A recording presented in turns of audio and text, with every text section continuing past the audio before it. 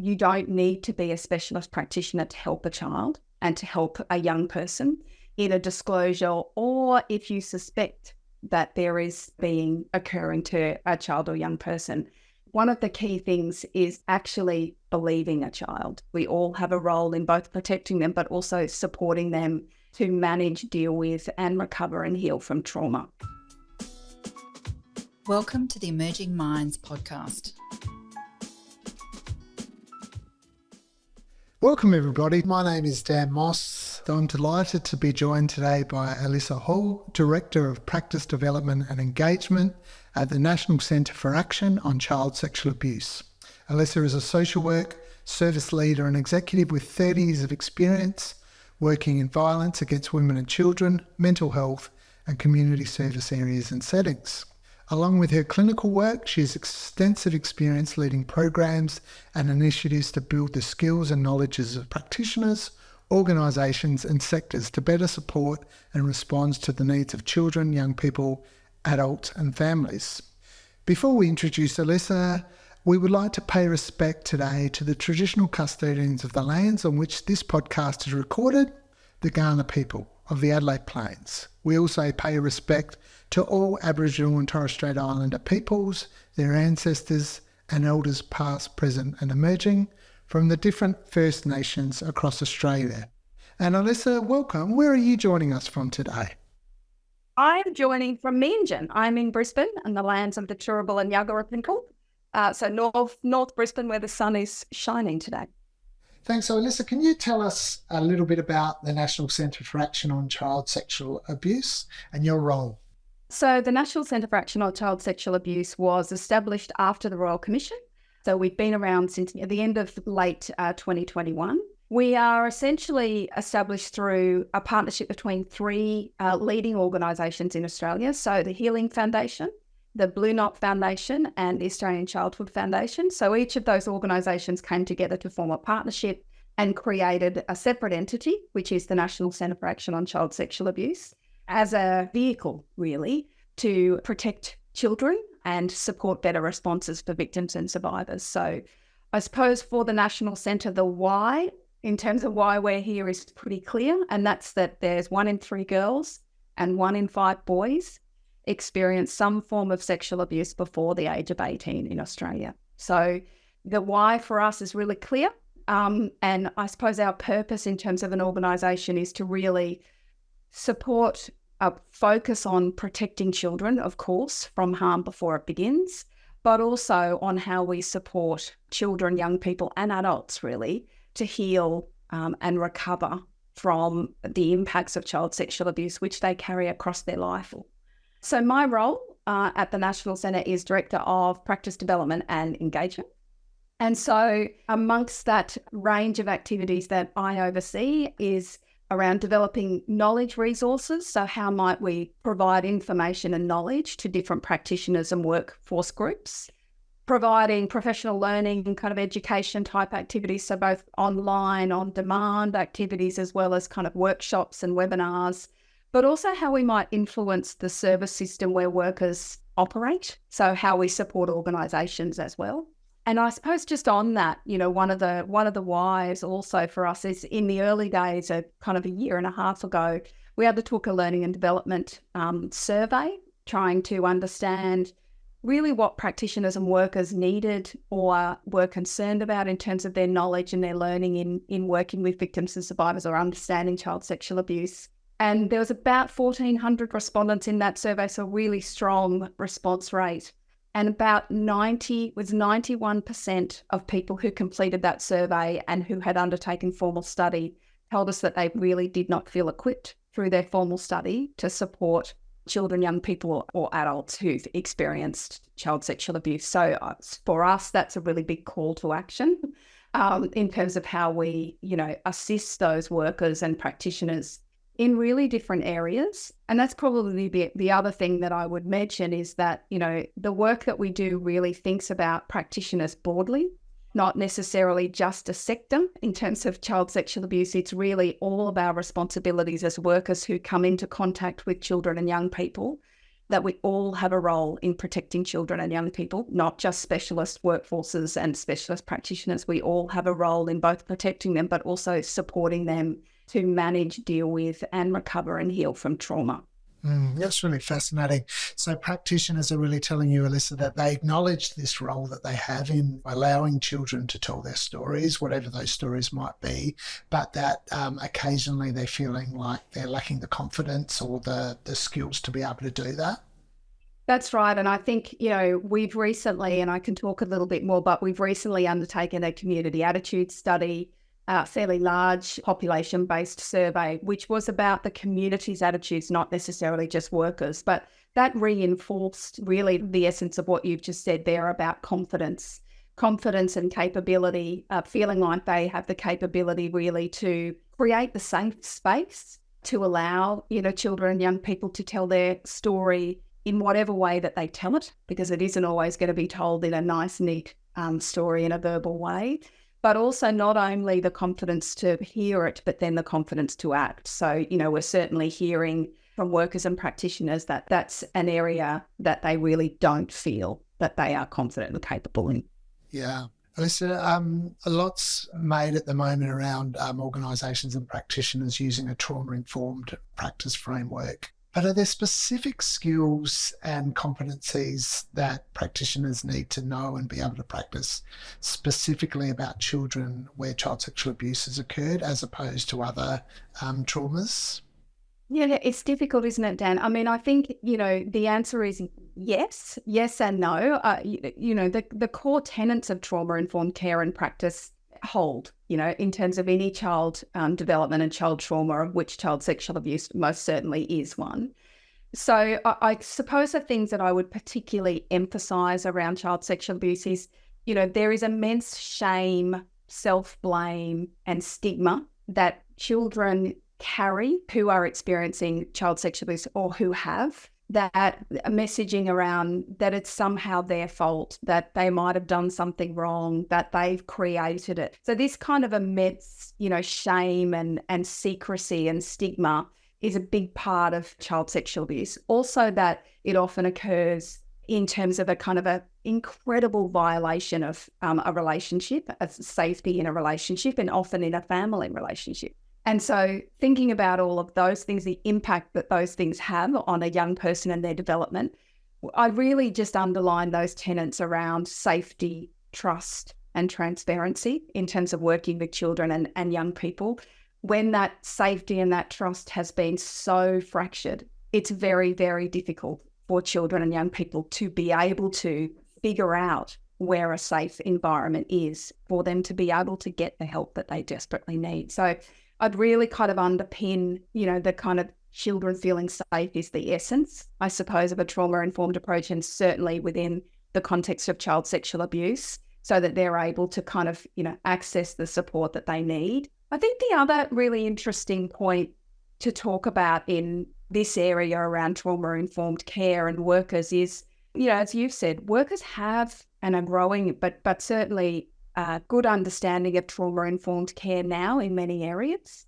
And one of the things that's important to remember with working with child sexual abuse is to not be overwhelmed by the sexual nature of the trauma. And I think that's something that we hear, that people tend to feel like it is just out of their skill set, out of their knowledge, out of their area of kind of confidence and capability, and there's a tendency to turn away because of the kind of sexual nature of the trauma. And really, I suppose we would encourage people to remember that working in a trauma-informed way, they have those skills. They have the ability to create safety.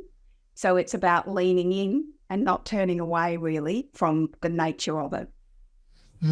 Yeah. And in your work with practitioners, what have you found that's been helpful in terms of supporting practitioners to be able to do this, to be able to kind of stick with a conversation or a disclosure from a child where they might be naming some kind of quite graphic details of what's happened for them? Yeah. And I think, a couple of the things are really from when we were speaking just before is that you don't need to be a specialist practitioner to help a child and to help a young person in a disclosure, or if you suspect that there is being occurring to a child or young person. And really, one of the key things is about actually believing a child. So if a child or a young person is able to find the words to talk to you, and I think that's the other really important thing to talk about with disclosure, is that we know from what victims and survivors have told us for a long time, and we know from the growing evidence base, that disclosure is a process. It doesn't necessarily, and quite often, particularly for children and young people, happen in one neat bundle where they will come and tell you their story in a really clear, neat way. It happens in bits and pieces. It could be put out and taken back. So it's really important to understand that that's the nature of disclosure, that it won't all kind of occur. It could occur in little bits and pieces, and it's different depending on age, and stage in terms of a child and a young person as well. But really, I think the overwhelming kind of advice is the importance of believing a child when they do talk to you about disclosure or they do try to share. We know from victims and survivors and the growing evidence base is that if the power of a child or a young person being believed in terms of their ability to heal, recover, and to get the help for the behaviour to stop, which is ultimately, what we're looking for as well, is incredibly powerful. So the ability for a worker or a practitioner to be a part by simply believing, believing credibility in that child is incredibly powerful to then how the child's able to, continue to manage and kind of heal and recover over time. So believing, I think, is really a key message. The other, I suppose, things that we talk about are around managing self, and being calm, even if you don't feel calm, but being quite calm in terms of your own behaviour, because you're trying to create calm and safety for a young person or a child who isn't feeling calm and isn't feeling safe. So, I think managing your own kind of self, managing your own responses, including your body language, including the way that your eyes look, all of those kinds of things. But it is also about then taking action and transparency with the child or a young person in doing that. The caveat, of course, is we're talking about children and young people like they're all the same. But of course, it's really different depending on different, ages and stages of development. But they're some of the key things that we talk about. Alisa, you mentioned there that some children or young people might, it might not be a linear process for them to disclose. And in fact, for an adult in their lives, they might be checking out over a period of time whether this adult is someone that will be okay, will believe them. And so what can practitioners do to actually provide those messages that, they will believe, but they're also someone that it's worth sharing these stories with?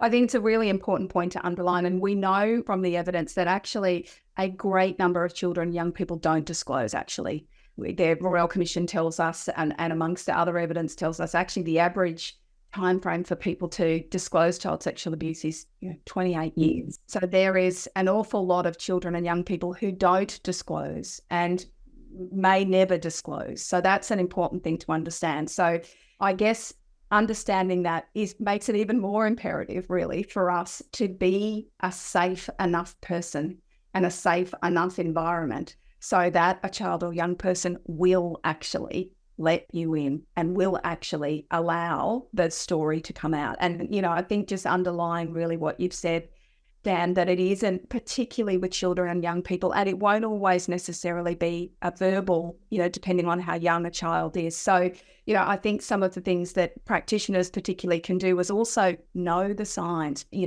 be alert, be aware, and lean in, I suppose, and curious, and lean in terms of the behaviour and what a child and young person is telling you, so that they feel compelled and I suppose safe to be able to tell you and to be able to talk to you. I think the notion of being curious and asking the question is a really important, and it's not necessarily, a front-on question, but asking questions that create a relationship and safety are really some of the things that we would be talking to practitioners about, regardless of where they sit in the service system. All practitioners can do that. You talked a little bit before about the overwhelming shame and stigma that children can feel. And of course, this can obviously come from perpetrators having them feel that the abuse was part of a relationship that was on an even keel. And of course, this hides power imbalances from children.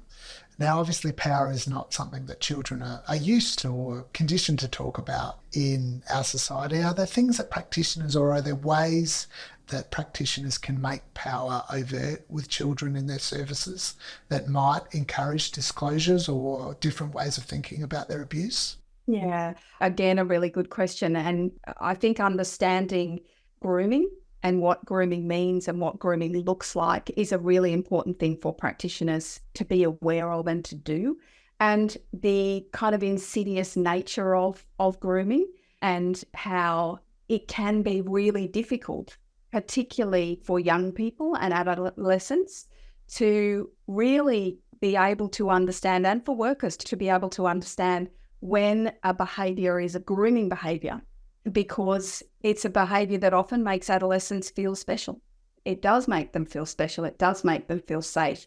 It often is around children who are craving, and young people craving, that safety, craving that specialness, craving that special type of behaviour, of which perpetrators and those who are grooming young people do use. That's an intentioned manipulative behaviour that's part of child sexual abuse. So I think the first thing is really very much to be alert to the fact that it occurs.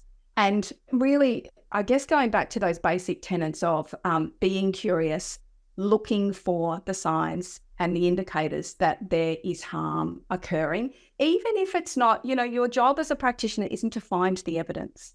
It isn't to kind of dig and find the definitive evidence that something's occurring. It's to create the opportunity for a young person or a child to be able to tell you and confide and talk to you and share that. And that is by breaking that power imbalance. So it is by allowing them to have the power to share, that story. Yeah, really interesting. Thanks, Alisa.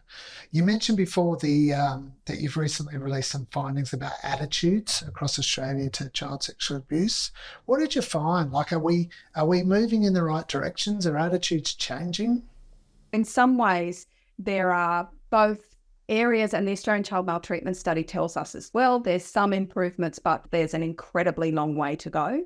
And actually, the prevalence and the statistics, as we mentioned before, are, startling, absolutely incredibly startling. 1 in 3 girls and 1 in 5 boys. But in terms of the survey, a couple of the key messages that I think are really interesting to talk about is that the community's awareness through this study, we found that their awareness of child sexual abuse was actually really quite high. So it was quite close to what we think the prevalence numbers are.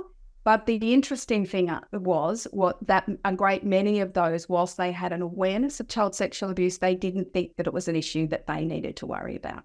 So about a third of them felt that they weren't directly impacted by child sexual abuse. So when we look at those statistics and we hear 1 in 3 girls, 1 in 5 boys, what we know without question is that child sexual abuse happens in every community across Australia. So no one is immune from it. So I think it's really interesting for us to understand at a community level that people have an awareness, but they still have a distancing. They don't think it's necessarily something that they need to be kind of concerned about, or that it is occurring in their area, in their workforce, in their network, in their neighbourhood. So I think firstly, that's really interesting for us in terms of what does that tell us about what we have to do in terms of helping the community. Another message, and I think particularly for young people, is a continued victim blaming attitudes towards victims of child sexual abuse. And I think particularly for adolescents and young people, that's incredibly concerning. So about 40% of respondents had victim blaming attitudes towards older children and their ability to responsibly and actively resist adult sexual advances. So those attitudes, those entrenched attitudes, are really problematic and concerning. And about 12% had views that adolescent girls wearing clothing were asking to be sexually abused. So those kind of entrenched, victim blaming attitudes are other things that are really important, I think, for us to lean into. There was also, a couple of other messages were around some community members really don't believe, or they're uncertain if they should believe, children when they disclose. So, the credibility of children is not something that all people inherently believe in.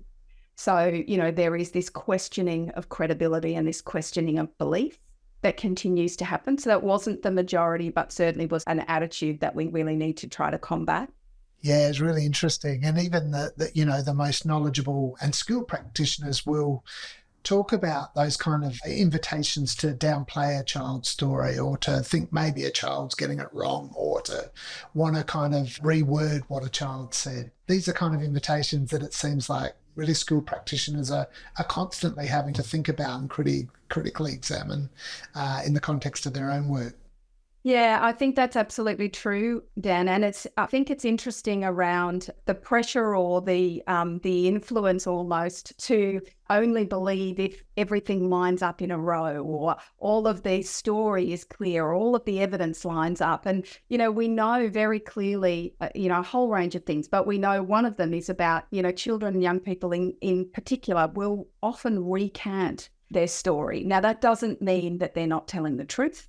There's lots of different reasons for that. There is fear of safety, fear of repercussions and reprisal. Disclosing child sexual abuse for a child or a young person is an incredibly risky endeavour. So the consequences of disclosing child sexual abuse, whilst on one hand, the consequence is to get help and to stop the behaviour, the consequence on the other hand is to, severely impact your family, your relationships, your connection to community, your health, your physical health, your mental health. So the consequences of actually disclosing are really high for a young person. So we need to be aware of all of those things, as many of those things as we can, to be a part of how they can find recovery and healing and support and help and safety as part of, disclosing and the response to disclosing. Because I think that's the other thing to remember for practitioners is it's not just the disclosure. It's not just the immediate disclosure. It's what happens then. The disclosure in many ways is the beginning of that kind of next, part of that journey. And so remembering that workers have a role and a responsibility that actually goes far beyond the disclosure. Mm. And of course, these messages that children and young people and naturally adults are providing us through their lived experiences are not new messages, are they? They've been quite consistent for a long time. I know one of the pieces of work that you do at the centre is kind of engaging with people with lived experience to try to kind of move forward with practices that support children. Yeah, absolutely, Dan. And to kind of underline, your comment, these are not new things that victims and survivors tell us. The Royal Commission and other, many other investigations in states and territories have an incredible amount of testimony and experience and stories where victims and survivors have told us and told us and told us about, their journey, the incredible impact that child sexual abuse has on their entire life. So I think we do have to listen to victims and survivors. So, the National Centre tries to do that, and many organisations, I think, it's important to acknowledge, I think, really do try to do that, do try to listen. And that's critical because victims and survivors are the experts of their life, their story. One of the things we talk about at the National Centre is this notion of the different knowledge sources that are important for us to bring together if we're to kind of learn and change. So we talk about 5 knowledge sources. So we talk about evidence, academic evidence. We talk about lived experience, knowledge and expertise. And we talk about practice and procedural wisdom and cultural knowledge and wisdom, and how it's our job almost to bring all of those lenses together to synthesize those and think about all of the things that we learn from. So not just evidence, but evidence, experience, expertise, how we bring all of those things together and then create guidance and create knowledge that actually is going to help people to change behaviour, because that's ultimately what we're looking for. And it's ultimately what victims and survivors are looking for. They've told us for a long time that after an experience of child sexual abuse, a traumatic, which is not one experience. We know that child sexual abuse most often is multiple abuses, a series of abuse. And victims and survivors have told us many times that trauma is often compounded when they enter the service system because of a whole range of things. So some in terms of the way that practitioners and workers either do or don't work in a trauma-informed way, but also all of the restrictions that we know that make organisations sometimes hard to engage with. So there's criteria and there's geographical locations and sometimes there's funding restrictions. And so there's an awful lot of barriers and for victims and survivors accessing the service system as well. So, listening to that and thinking about how we create access and how we learn from what they're telling us is important. And it's one of the things that National Centre is really trying hard to do. Some practitioners talk to us, Alisa, about receiving multiple referrals from children because of school refusal. The prime motivation for working with a child might be because they're not going to school or that they're misbehaving at school or that they're engaging in other risk factor behaviours. And they talk about the room or the space that they require or the authorising environments to be able to spend a little bit more time on children or young people's experiences of trauma. Is this something that you have done a lot of thinking on? Yeah, look, I think it's incumbent, it's a really interesting obligation in many ways for us working in this space, so National Centre, but all of the kind of partners and others doing incredible work and for a long time in this space to think about how we create a systems level change. Because, there's certainly work we need to do to support workers and practitioners and to support organisations and their systems.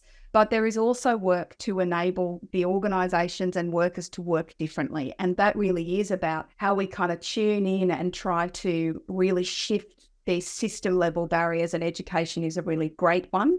But in terms of the education environment, teachers and educators do a fabulous job.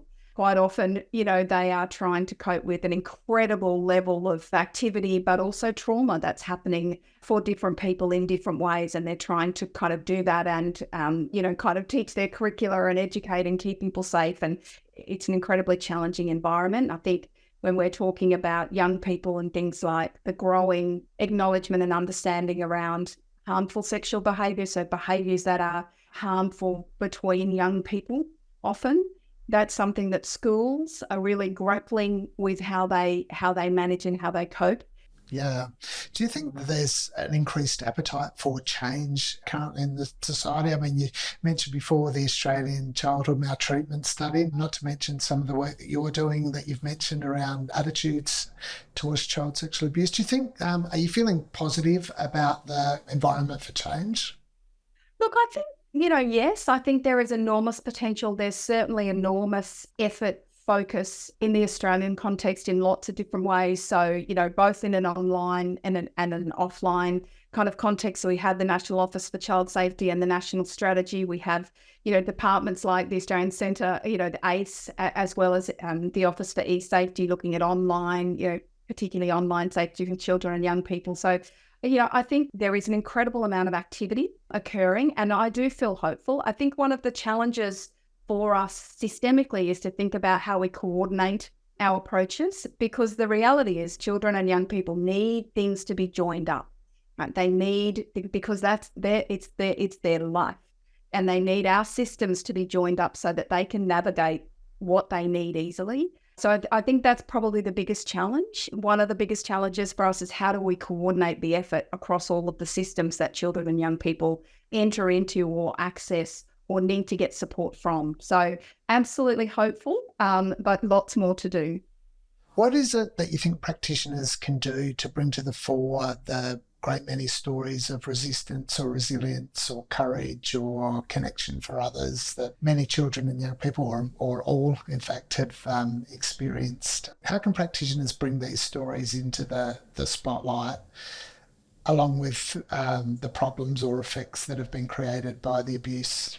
I think that's a really important thing for us to remember, is that there is a great level of strength and power and resilience in children and young people and victims and survivors more broadly that we can learn from. So highlighting and understanding the stories. So I think learn from the stories and the information that, we hear from people. But I also think it's important for us to remember that every individual is different. And, workers and practitioners, it's important for us to remember that the individual in front of us is not necessarily going to react the same way another individual or a young person has reacted. So I think it's also to keep leaning in and to keep leaning into the individual stories. But I also think it's about a public narrative. It is about a community dialogue and a professional dialogue. We do know that, I was telling somebody a story the other day where I was writing down the name of the National Centre for Action on Child Sexual Abuse, and someone had written it back to me and taken out the word sexual and had just written the National Centre for Action on Child Abuse. So we know that people are uncomfortable in the space. So I suppose for workers and practitioners, it's to kind of really encourage them to lean in, because if they can't find a way to sit with it, how can children and young people find safety in them? So you talked before about the narrative, or the community or national, if you will, narrative around the issue of child sexual abuse. What are a couple of directions that you'd really like to see that narrative go into in the future? Yeah.